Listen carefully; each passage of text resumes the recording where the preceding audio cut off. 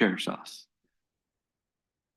Called meeting of the Special Planning Commission, December 20th, 2023 at 1:41 PM. Do we roll call? Commissioner Franco, Commissioner Garcia, Vice Chair Singh, Here. Chair Salas. Here. Stand for the flag salute.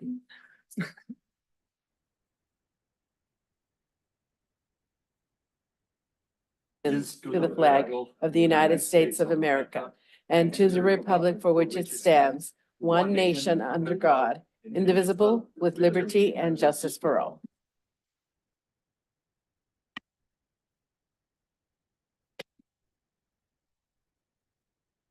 Potential conflict of interest. Any commissioner who has a potential conflict of interest may now identify the item and recuse themselves from discussing and voting on the matter. Does anyone have a potential conflict of interest? None? Okay. Oral communication. At this time, any member of the public may address the commission regarding any item on the special meeting agenda over which the commission has jurisdiction. No action or discussion will be taken on any item not on the agenda. Issues raised will be referred to the chairperson for review. Members of the public shall limit their remarks to 3 minutes. Is there any oral communication? Dwight Nelson, 3400 McCall, Selma.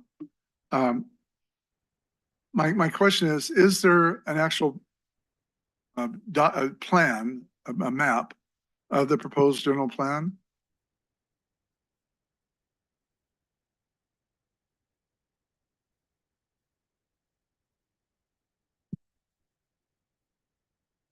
I guess the question, Mr. Nelson, are you asking if we're doing any land designation changes as part of the action taken with this item before the commission today? Because there is no proposed map. This is strictly an ordinance-based item. So no map is currently. No land use changes are proposed as part of this. For the future? Not at this moment, no. Okay. The next question is the McCall Avenue specific plan part of this document? It is not. It is a supplementary document to the zoning. That comes later or when?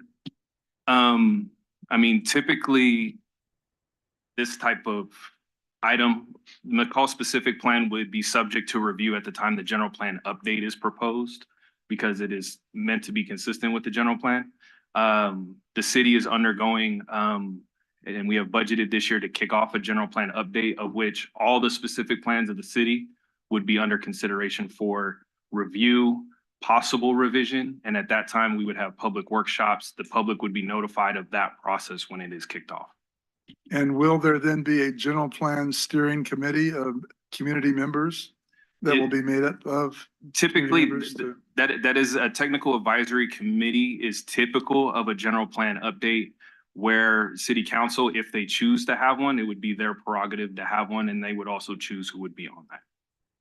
Okay, thank you.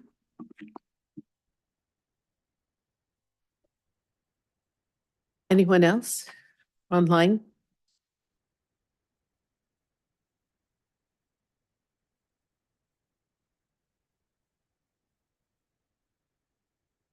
I went on the line. Okay.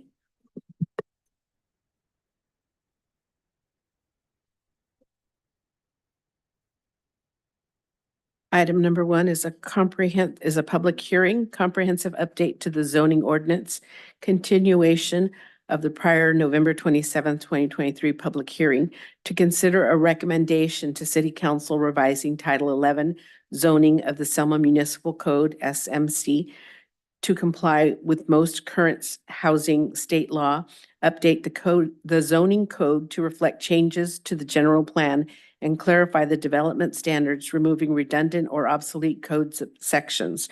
The project will also include the approval of a notice of exemption. During the public hearing, I will first ask for staff's comments and reports on the item being discussed. After staff's presentation, I will then open the hearing to public testimony. I will then close the public hearing, at which time no member of the public shall address the commission unless specifically asked by a member of the commission through the chair. The planning commission will then discuss the matter among themselves and take action on the item being considered. Staff. Thank you, Commissioner Salas. This is as you stated, this is a continuation of the public hearing from November 27th. At that time, staff made a presentation regarding the proposed updates to the zoning code, or some people call it a development code.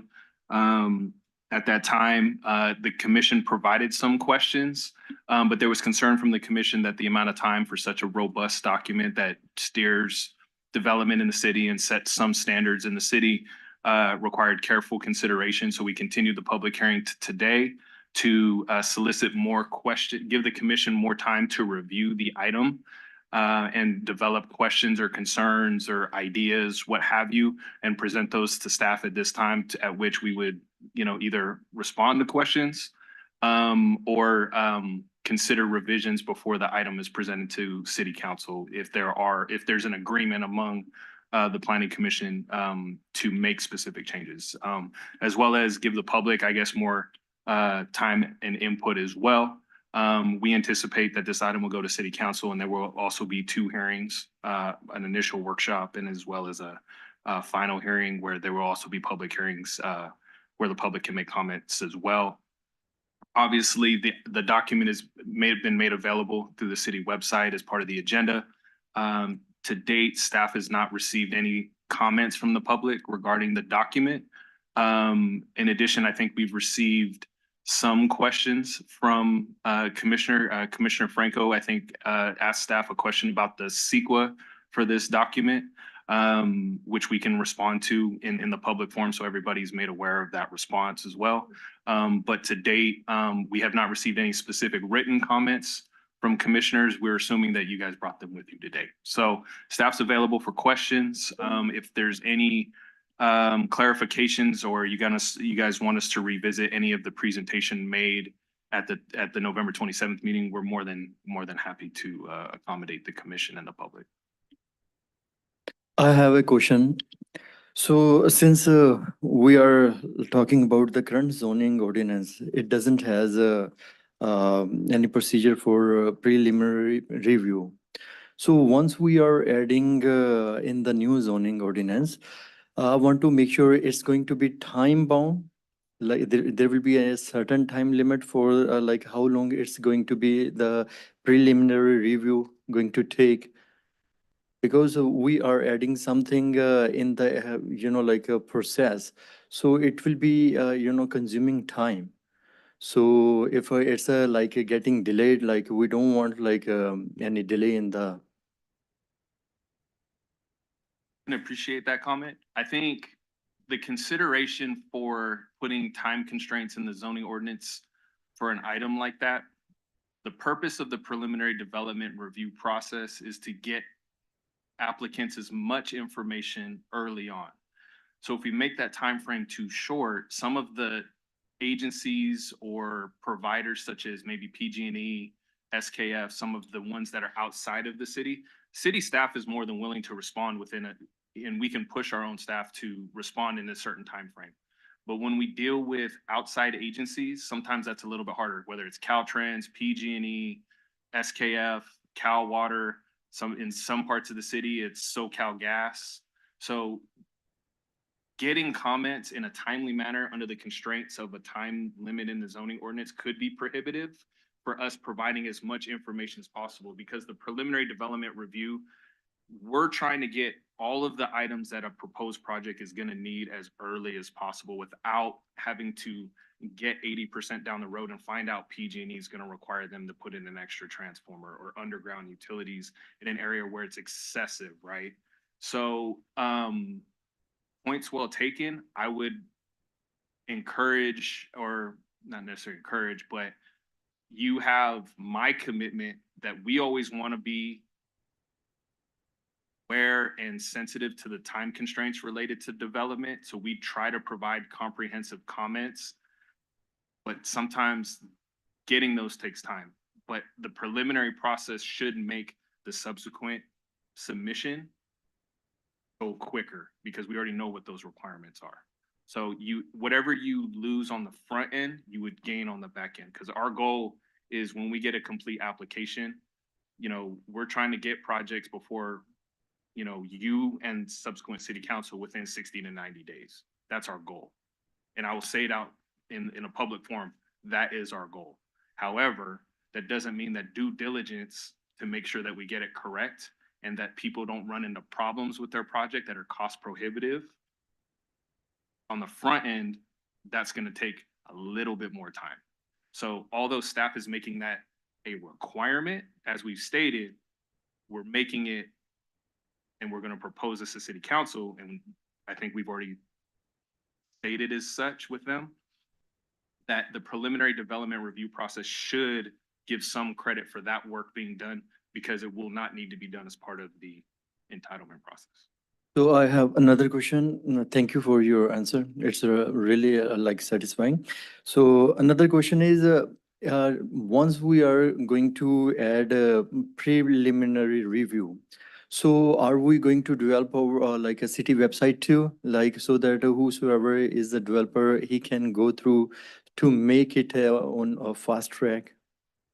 I mean, if I understand the question, what we would do is come up with material that states what the process is meant to do, what the minimum submittal requirements would be in order for it to move forward, what the anticipated time frame is to receive comments, and what the result of those comments would be for subsequent submittals, and then also that their fee would be credited in some fashion. As we've stated, currently it's 50% of the fee is credited towards subsequent entitlement applications if it's submitted within a year.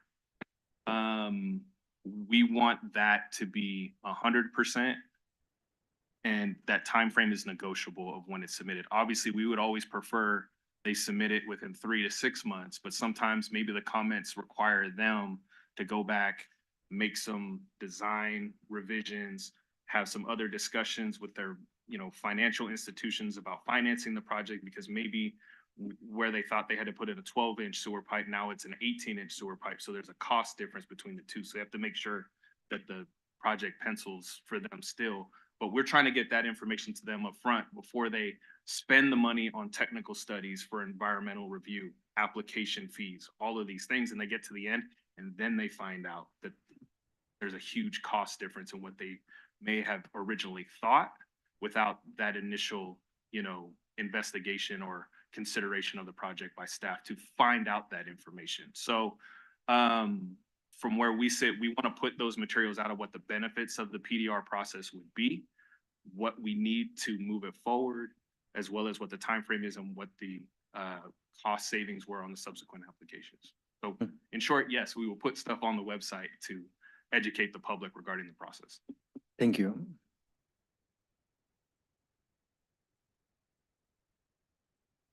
My question is the existing projects. We have a big list of things. This is going to go to council next year. It'll take a couple of months to read it and pass it. What happens to all of those projects that have already get started? Do they have to change anything? Are they going to go by the old zoning ordinance? That might be a question for city attorney. So I will state that my understanding is that projects that are accepted as complete would typically application is deemed, so that if they're mid-process, there's a set of regulations that they're going. Mhm. Now, that doesn't necessarily preclude them from maybe voluntarily complying with new regulations if they want to, but typically speaking, when a project is deemed complete, those are.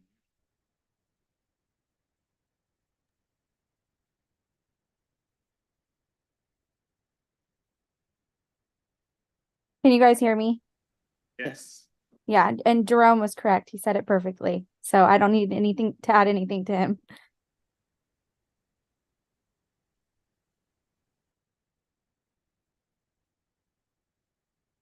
That answer the question? Yes.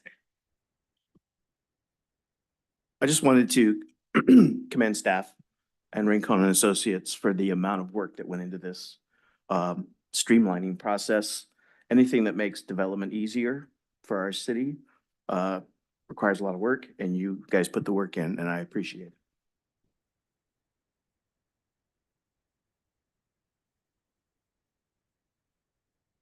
So, I just want to echo, Commissioner Garcia's comments, because I know this process, the zoning ordinance update began quite a while ago, if I'm not mistaken, and before a lot of you were even on the team. So, but it's important because, Greg said the exact words I was thinking. We want to streamline this process so that people and even citizens can come and do the permit and development process. And not it be such a cumbersome process, which we have to admit that it is or has been in the past, and these are just necessary steps to go with it. And you say during the presentation, you're gonna address the CEQA comments? Yeah, because in just layman's term, is this zoning ordinance update, which is supposed to make the ordinance more compliant with our general plan, is that going to make anything that falls within those zones CEQA compliant? That's what basically I'm asking, yes or no? CEQA is always a complicated issue, right? So the premise for the CEQA determination for this is exactly as Commissioner Franco stated. The zoning ordinance is being brought into consistency with the general plan. That's always going to be the case. Anything that we add, subtract, revise has to be consistent with the policies, goals of the general plan.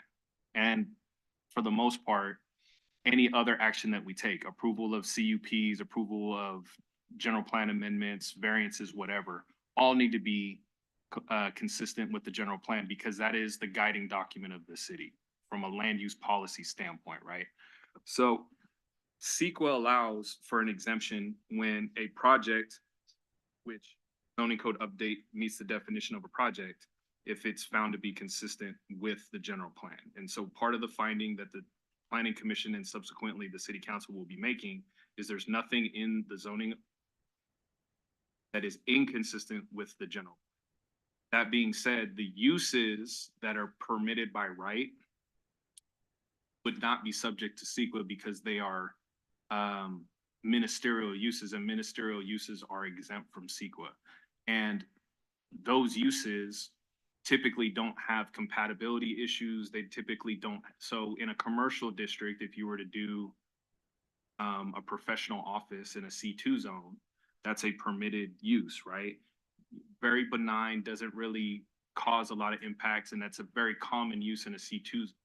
But if you put in like an auto repair in C2, noise, there's storage, there's other issues that probably conflict with adjacent uses that you want to at least require something like a CUP so that you could have some leverage in reviewing the project, seeing if they need additional accommodations, screening, block walls, they only have certain hours of operation, where do they, have their loading zone, where do they tow semis, whatever. And so those type of uses that were already non-discretionary uses, I don't believe changed. We simply updated a lot of the terms. We added a lot of definitions that were not existent in the existing, that we could, so that it became a document where a lot of confusion and ambiguity, wasn't a lot of room for, if I'm not here and Kamar is here or Lupe is here, we look at what a service station is, right? What is a service station? I think in the 60s and 70s, a service station had a different, definition or an idea, right? Oil change, full service, as well as getting gas in your car, right? What is a service station now? I think it's just a gas station. I think people use that term synonymous with gas station. We have a term in there for service station so that if I'm not here everybody knows what a service station is because it's clearly defined in the zoning ordinance. So more of this zoning ordinance is cleanup items like that. There's no drastic changes to all of a sudden we're allowing a nuclear power plant in an, an open by right. Like that would be something that where from a CEQA standpoint, that would create an issue. I know it's an extreme example, but that would create an issue. So uses that are compatibility questionable in certain zones are still required to receive discretionary approval by your body or the city council. That didn't really change. We may have added some uses in zones, but they're the uses that are common in those zone districts, right? So they should be a site plan review, which is a staff level review. So those type of things are not significant enough to require a significant amount of environmental work that is any different than what's already been done with the city's general plan. And that's why the CEQA guidelines allow for a consistency finding because you've done all that environmental work with the general plan. Following the policies and regulations associated with the general plan with your subsequent actions, such as a zoning code update. So if for example, community commercial has a list of the type of uses allowed in community commercial, the zoning ordinance doesn't go contrary to that, right? So you wouldn't have, I don't know, single family residential in an industrial zone as a permitted use or even as a CUP because the general plan doesn't allow it. So we're not creating inconsistencies. If anything, we're making the zoning ordinance more consistent with the provisions of the general plan because the general plan was updated in 2009 or 2010 and parts of this zoning code, I know you guys know, 60s, 70s, a lot of the terms don't even apply or some of the rules don't even apply to current regulations in state law, building code, what have you. So really, if you really dig into it, we're making it more consistent with the general plan and the CEQA guidelines allow you to exempt a project, which again, this is what this update is. If you're within the provisions of the general plan. Yeah.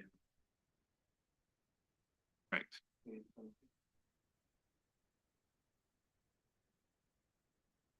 Specific plan.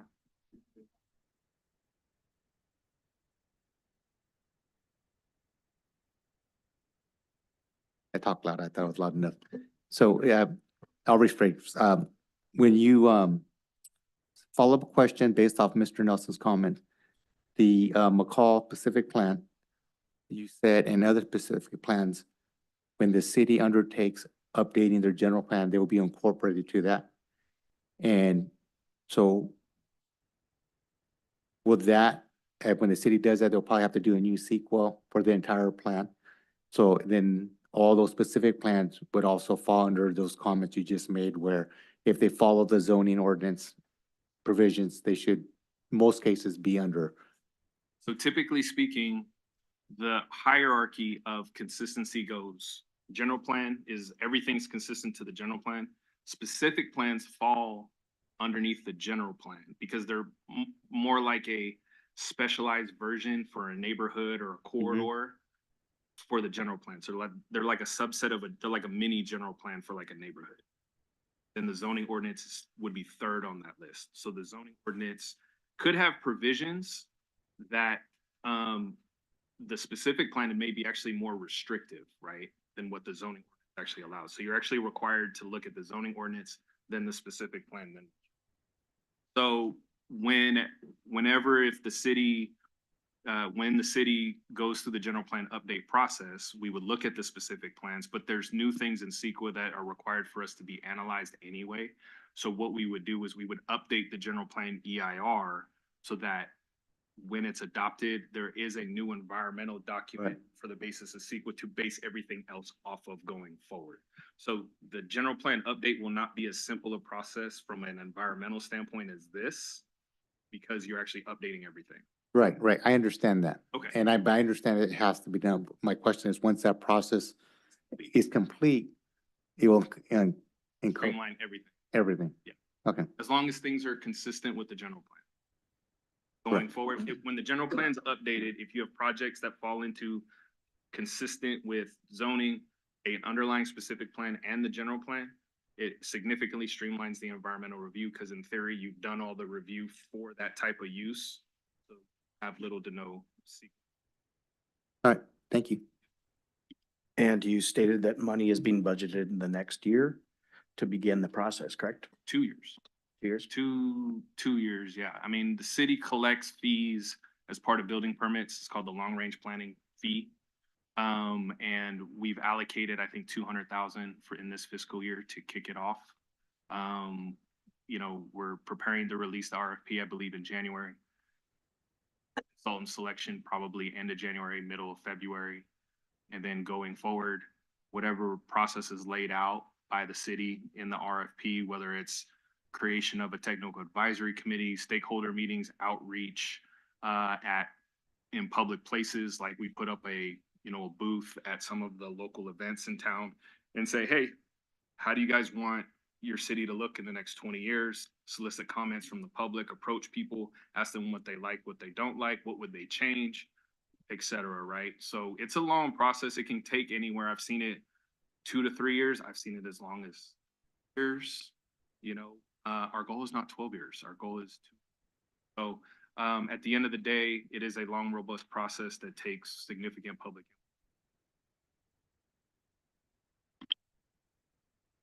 This is a public hearing. We'll call for public testimony for or against the approval of the zoning change. Dwight Nelson again. I'd forgotten something. Something that has happened in Selma over the years is that people with single-family homes have been allowed to do things that are not in the best interest of Selma. One of those things is fencing their front yards. Fencing their front yards, there's every imaginable type of fence being used, from block to steel to bamboo to anything. The other thing that they're doing is that they're paving over their front yards. Your parking lot in the front yards. If you drive down Floral Avenue between McCall and Wright Street, you'll see all of this. One residence has parking for 8 cars in the front yard. And I've raised this issue. The current city manager says, well, gee, what are we supposed to do? And I go, we can't let Selma look like this. This does not make sense. And encourage people to want to live and move into Selma when they see that type of, I don't know what you call it, lack of landscape, disregard for the neighbors, things that are in disrepair. You drive to Kingsburg, you'll see perfectly manicured yards, no fences in the front yard. You'll see 1 or 2 car garages, maybe 1 car or 2 cars in the driveway, but you won't see what you see on Laurel Avenue between McCall and Wright. One couple whose parents are wealthy and live in Fresno, and the kids can't afford housing in Fresno, but they want to live here, and they drive down Floral Avenue, and that's their first impression of Selma. They're not going to live here. Oh, so I think the ordinance should have a standard by which the city of Selma wants to see this town grow over the next 50 years. And have that standard, then that type of behavior will not be tolerated, and neighbors don't have to get mad at each other. This is the way we want our community to look. Thank you.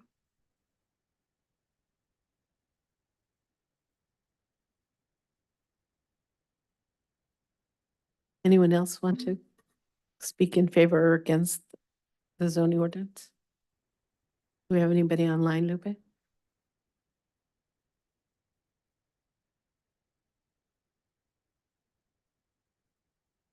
There's no one in the line. Okay.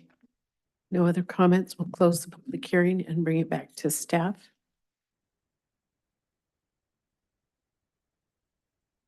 Back to the commission. In addressing what Mr. Nelson said, is that something that is specifically addressed in the new?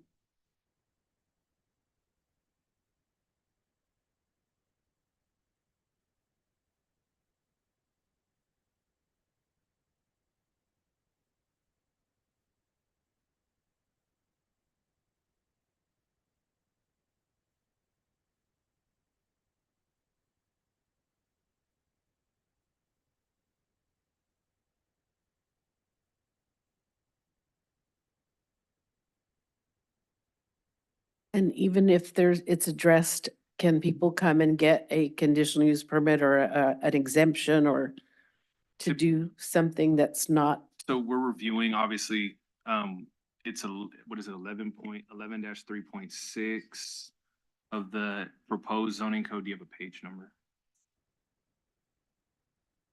Page 58 of the document has fences, wall, and hedges. It provides general height regulations, location of those walls, or fences or hedges. I'm sorry. Setbacks. Typically speaking, most fences and walls need to be see-through for, vision setback, for visibility of motorists. So if you're backing out of your driveway, you can see pedestrians, maybe walking, you can see oncoming traffic, those type of items. So it is laid out in that section of type of wall, height, where does it need to be see-through if it exceeds the height?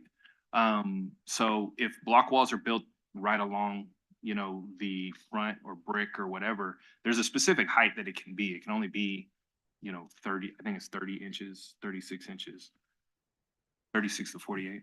So there are provisions in there, and even then, closer to the driveway, they can't be there. I believe they need to be see-through. So those type of provisions would be enforceable through code enforcement. Formal complaints, different items are typically how those things are regulated in town. Obviously, in certain subdivisions, they might have design guidelines for certain subdivisions that for a single developer. In older parts of town, you could have just, I know in my neighborhood in Fresno, they had an architectural review committee established when my home was built in the 60s, but then it expired. So over time, the houses even in my neighborhood in Fresno, they change. Different owners have different preferences, right? And obviously, when people move into neighborhoods, they should respect their neighbors and general decorum of being neighborly, right? However, there are choices to be made. Do they want to do a wood fence? They might not be able to afford a wood fence. They might want to do a block fence. Maybe they can't. So there's choices that they can make on their property. However, the zoning ordinance does articulate that things need to be well kept and not become a visual nuisance or an attractive nuisance for different reasons. So typically speaking, we would handle those things through code enforcement, but we do have provisions of fences, walls, and hedges in the zoning ordinance. And again, that was section 11-3.6. Is there something that addresses the paving over of the whole front yard? Typically speaking, we've seen paving over areas where there is no drive approach and people just drive over the curb or they put blocks, but that would be illegal. And our new public works director has identified those things because it is damage to his kind of realm, right? That's his realm of infrastructure that he maintains. So we're working with him to identify those areas. It's specifically towards single family homes and zones in terms of the landscaping requirements. We do have front landscaping requirements.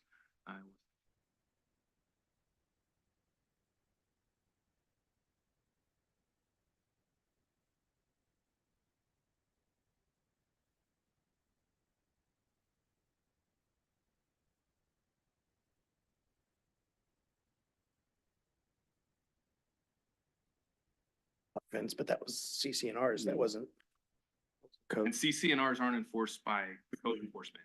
They're enforced by whoever the enforcement agent is of the CCNRs, which would be a homeowners association. So even then, people get disclosed what their restrictions are on their CCNRs. Yeah. City, that's a civil issue. We don't enforce CCNRs. Because I remember when I had my house built, I remember I had to have like a tree, a sidewalk, a walkway. It was certain requirements. I, Don't just the think fence that part was, I think it was the city telling us I couldn't move in unless I had a tree in my yard. Or something like that. It was 20 years ago. It may have been, so we've seen those conditions. Those were conditions of approval for the initial development of the subdivision. Huh. Whether or not they were actually consistent with the zoning ordinance, we would have to look to see if they were. Yeah. Because conditions of approval are enforceable based on a nexus proportionality method of measurement, right? So if the developer agrees to do it, there's no argument. Well, In some cases, developers would sit here and go, your design criteria for subdivisions doesn't necessitate me doing that. Why am I being forced to do this? So Well, it was just more of that, with the comment about Mr. Nelson said about, and Teresa, Commissioner Salas said about them paving over the yard.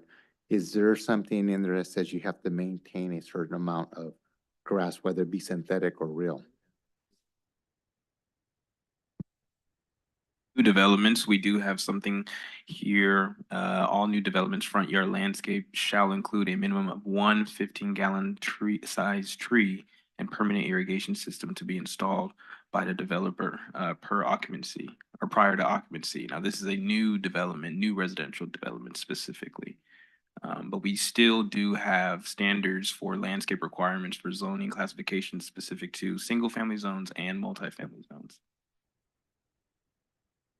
So it sounds like somebody would have to make a formal complaint and code enforcement would go out and take a look at it and see if it does fall within the parameters of our existing codes, and then that could be rectified after that. that would be correct. The other thing I would state is there is the option we do have for new developments, those minimal landscaping requirements when they take occupancy. There's nothing saying we can't require that they have CCNRs to continually maintain them, so that if neighbors move in, they know what their obligations are and it's recorded on their property, apart from just in the initial zoning ordinance and the initial development. Because the way it could be skewed if the subsequent buyer isn't aware of the requirements, then they're not recorded on their property, included in their title documents when they purchase the property.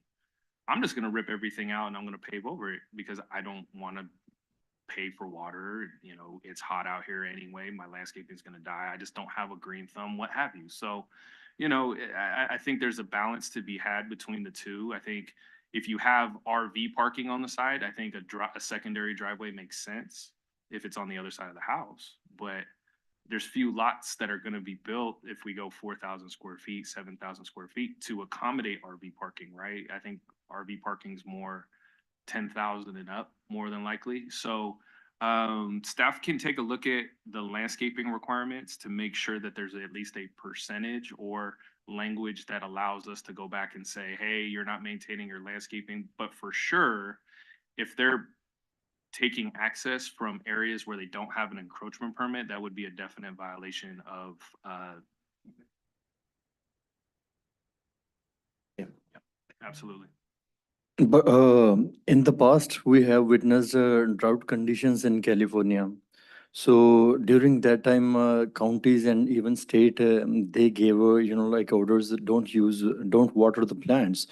So there has to be balance, like we have to move forward with the compatibility, like if chances are this, and it has to be flexible, in my opinion. I would absolutely agree with that comment. I think there's also a changing of demographics going on where you have more people per household that are maybe multi-generational. So typical parking, if you don't want people parking in the street, where else are they gonna park, right? So sometimes additional parking area is necessary to keep people out of the street, because 60-foot wide streets, you have people parking on both sides. It becomes, restrictive for people to drive, through your own neighborhood. So some people do it to be neighborly by keeping their car out of the roadway. So I absolutely agree with that comment. Living in the valley, you do have more arid conditions or drought conditions to where we did have water restrictions where you were 1 day a week, I think is what it was. And so having landscaping became excessively difficult. A lot of people may have had landscaping die during that time and they haven't had the funds to replace it. So, I can totally appreciate the comments regarding aesthetics and things like that. Balance is really the key here, and giving some flexibility in the zoning ordinance for xeriscaping, very drought tolerant landscaping where you have faux, riverbed, rocking, whatever, cactus. Some people like that kind of stuff. Okay, cool. That's considered landscaping. Is paving the whole frontage considered landscaping? I would say no. And if they're taking access, in an inappropriate manner, that would be a matter for code enforcement. But we will review the regulations, and we're writing down all the comments so that we can, again, provide responses to the comments that are presented today. Nice manner to city council, so they're aware of the comments being discussed. And just to add to Jerome's point, it's specifically what we have for the updated zoning ordinance for single-family zones. Residential developments located in a single-family zone shall incorporate landscaping in all yards that are not specifically used for driveways, walkways, patios, or similar purposes.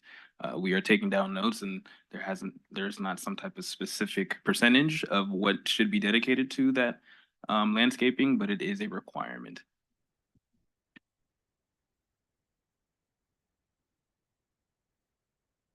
Any other comments from staff? Or from the commission? Want to make a motion? I'll make a motion to approve, and the only caveat I add that, Mr. Nelson's concerned comments, be shared with council when they take this up. I do second. Roll call vote. Commissioner Franco, Yes. Vice Chair Singh, Yes. Commissioner Garcia, Yes. Chair Salas. Yes. The motion approved. Any further business? Okay. Can adjourn the meeting. Yeah, move to adjourn. If I can add, I want to thank staff for their considerable investment in this zoning code update. As you guys stated, most of us weren't here when this was kicked off. So there was a lot of heavy lifting, a lot of coming up to speed. Our consultant Rincon obviously they're the one consistent through this process, right? So we appreciate their work on this item and dealing with different personalities, different viewpoints, but I think we have, as we've articulated, an item that will help streamline and simplify the process for a lot of future projects in town. But I also want to extend an appreciation to the Planning Commission for your thoughtful questions, concerns, and pushing for a second hearing so you guys had time to mull over it. That's not lost on us that it's 200 pages of regulation. So we appreciate your guys' time and investment in this as well.